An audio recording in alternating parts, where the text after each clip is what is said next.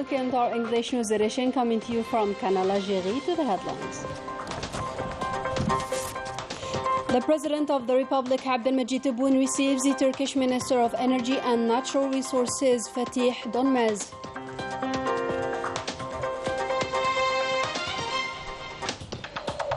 The President of the Republic receives the Ambassador of the Bolivarian Republic of Venezuela to Algeria, who paid him a farewell visit.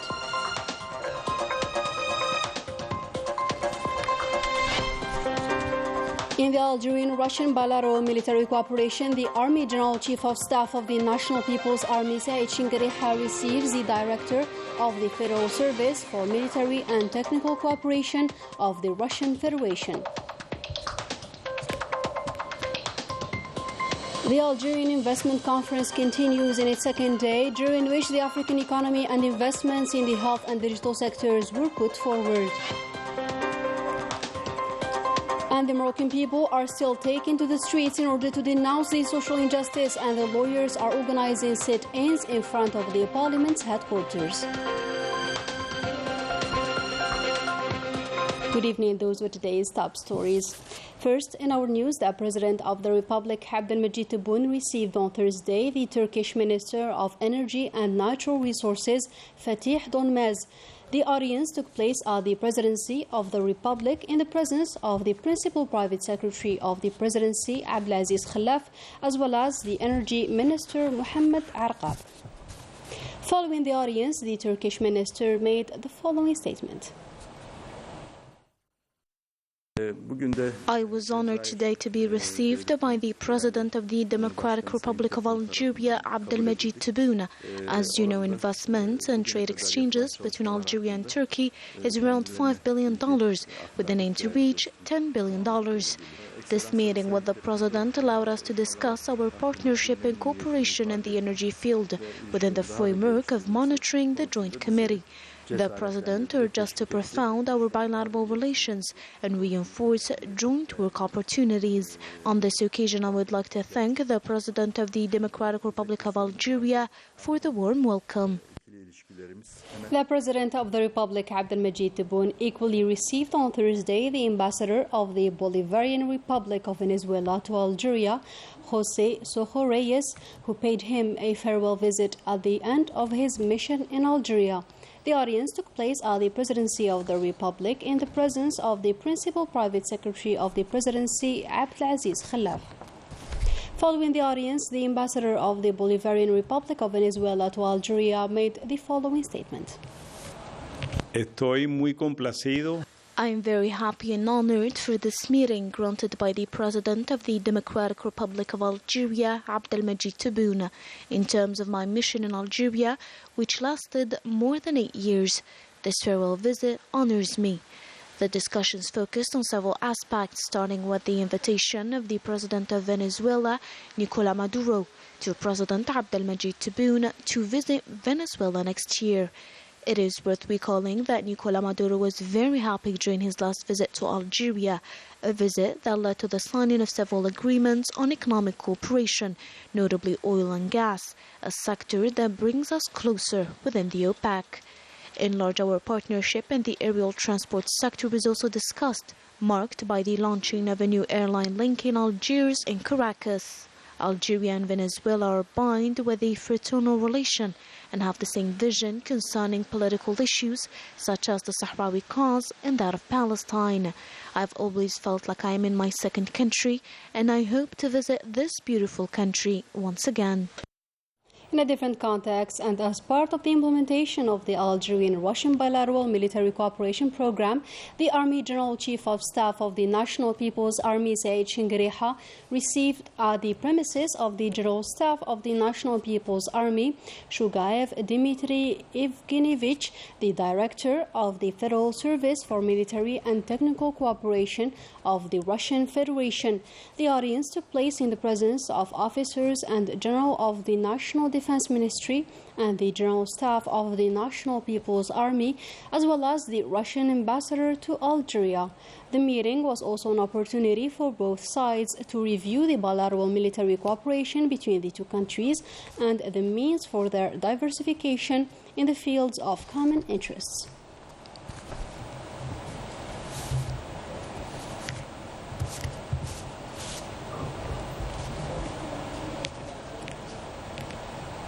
In other news, the Minister of Foreign Affairs and National Community Settled abroad, Ramtal Amamra, is taking part in the 5th edition of the Paris Peace Forum under the theme Overcoming the Multi-Crisis. This event comes after a pandemic which has considerably worsened the global inequalities and in a context marked by a geopolitical divide against the backdrop of the crisis in Ukraine. On the sidelines of this forum, Ramtal Amamra met his Chadian counterpart, Mohamed Salah Anadif. The audience, which took place at the Algerian embassy in Paris, discussed the bilateral relations between Algeria and Chad. In another context, the President of the Council of the Nation, Salah Goujil, received on Thursday a delegation of the Higher Council for Youth headed by Mustafa Hidawi. On this occasion, Salah Goujil reiterated that the creation of this council is the embodiment of one of the 54 commitments of the President of the Republic towards the Algerian people. It highlights the youth's important role as one of the new pillars of the new Algeria and the foundation for its development and consolidation of its independence. Now let's have a listen to his statement. The meeting was an opportunity to evoke the immense achievements carried by the glorious liberation war, as well as the sacrifices made by young Algerians for independence. I am grateful for the President of the Republic for the establishment of this institution that promotes citizenship and national values among the youth, taking into account that of November 1954 as an example to build a new Algeria. In other news, the National People's Assembly held a meeting on Thursday, chaired by the Speaker of the Assembly, Brahim Boughali. The agenda of the meeting tackled several points, including the study of the draft bill containing the basic law of the entrepreneur, as well as the proposed amendments to the draft general basic law for public service, after which it was announced that on the 15th of November, the 2023 finance bill will be presented. And a memorandum of understanding and cooperation was signed on Thursday between the Global Strategy Research Institute and the Pakistani Strategic Studies Institute, a memorandum which will allow the two institutes to strengthen cooperation in several sectors.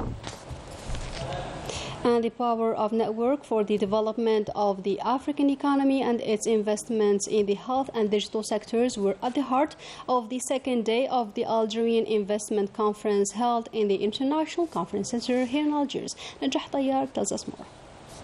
Algeria aims to create a suitable environment to attract foreign capitals. Several conferences have addressed these topics in the presence of Algerian and foreign investors. This has allowed us as a higher school to highlight our training, which participates as much as possible in maturing the ecosystem and the digitization of the country through direct training for decision makers who are whether in companies or institutions. This event is an opportunity for economic operators to study the possibilities of investing in Algeria and discover the advantages proposed to investors by the new investment law. There was also a question of the Arab Free Trade Area and African Free Trade Area. The Arab Free Trade Area and the African Free Trade Area are opportunities for the national economy and for investors in particular to strengthen their presence in the national market. We try to understand a little what we can benefit from the free trade area, which was signed in 2018, to see how businessmen, Algerian operators and African operators can cooperate to increase the level of business between African countries and Algeria. It was an opportunity to attend. We already can make very interesting meetings with future partners and potential investors, and above all, it allows us to have a global and extensive view on the current business world in Algeria. The economy reforms and the new investment law are all indicators that make Algeria an important market and strategic country to attract foreign investors. And in Morocco, the social injustice has affected several sectors. The lawyers are now voicing their anger in front of the parliament's headquarters, whereas after several months, the citizens are still denouncing the high cost of living. Story by Ines Killo. A country shaken by an unprecedented social crisis, with demonstrations that follow one another for months. Protest movements emanate from all sectors to express their popular frustration, like the education sector, one of the sectors that witnessed many strikes, and the Mahsen regime is still unable to meet their demands related to improving their living conditions. In this context, the Moroccan Federation of the Educational Sector Employees has drawn up a program of struggle. Several actions of protest are organized, including a sit-in in front of the headquarters of the Ministry of Education and another one in front of the regional academies across the country on November 29th. The Moroccan Federation of Education Sector Employees also condemned the repeated and unjustified attack on the workers of education and other sectors by Moroccan security forces, claiming that it is unacceptable. The justice sector, who also witnessed many strikes, yesterday it was the lawyers who took to the streets of the Moroccan capital to denounce injustice and discrimination, pointing the finger at the Aghanouch government for its inability to respond to their most legitimate demands.